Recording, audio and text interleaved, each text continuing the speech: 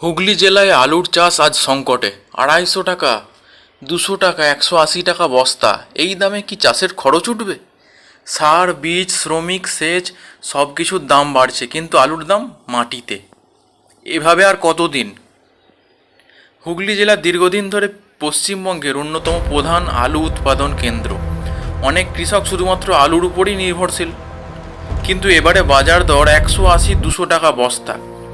1 বিঘা জমিতে আলু চাষের মোট খরচ ধরলে বীজ, সার, কীটনাশক, সেচ, শ্রম, লাভ তো দূরের কথা, মূলধন ফেরত আসছে না। এটা শুধু অর্থনৈতিক সমস্যা নয়, এটা চাষির জন্য মানসিক চাপের বিষয়। কেন এই অবস্থা? প্রথমত অতিরিক্ত উৎপাদন, কোল্ড স্টোরেজে পুরোটাই নির্ভরশীল, বাজার নিয়ন্ত্রণে কৃষকের কোনো ভূমিকা নেই।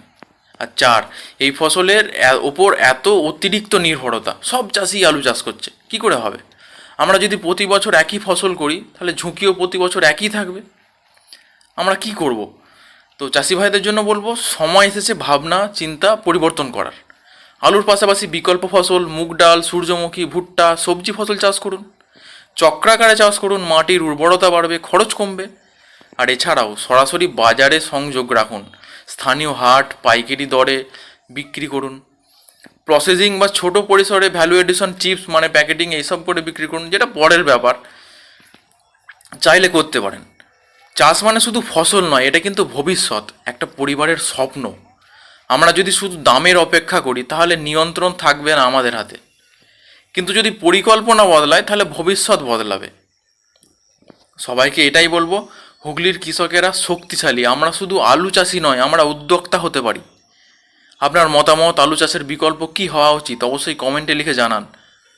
চলুন একসাথে নতুন পথ খুঁজি। আর আপনাদের এই ভিডিওটা কেমন লাগছে অবশ্যই কমেন্টে লিখে জানাবেন। আর আমি চাষি হিসেবে কি বলবো, আমার মাঠে গিয়ে আমার নিজেরই মন খারাপ হয়ে যাচ্ছে। এত শ্রম দিয়ে, এত কষ্ট করে, এত ভালো ফসল ফলিয়ে তার দাম যদি এই হয়, যেখানে মানে লাভ তো দূরের কথা, খরচই উঠছে না, কি করে হবে? আর বাইরে থেকে যদি কেউ ভিডিওটা দেখছেন, যদি কেউ আলু ভালো দামে কিনতে চান, তো সেটারও ব্যবস্থা আছে, অবশ্যই কমেন্টে লিখে জানাবেন, যোগাযোগ করবেন। যতটা মানে আমাদের দিকে প্রায়, মানে আমি একার ক্ষেত্রে বলছি, 1,500-2,000 মতো আলুর ব্যবস্থা করতে পারবো প্যাকেট। যদি কেউ কিনতে চান ভালো দামে, অবশ্যই যোগাযোগ করবেন। ধন্যবাদ বন্ধুরা, ভিডিওটাকে শেয়ার করো, লাইক করো, কেমন লাগছে জানিও। আর এরকম নতুন নতুন ভিডিও পেতে আমার চ্যানেলে অনেক বিভিন্ন রকম চাষ রিলেটেড ভিডিও আছে, যেখানে ফসলের ক্ষতিকর দিক, কোন ফসল লাভজনক হবে, কোন সময় কী চাষ করবেন, এই সমস্ত যাবতীয় ডিটেলস আছে, অবশ্যই চেক করবেন।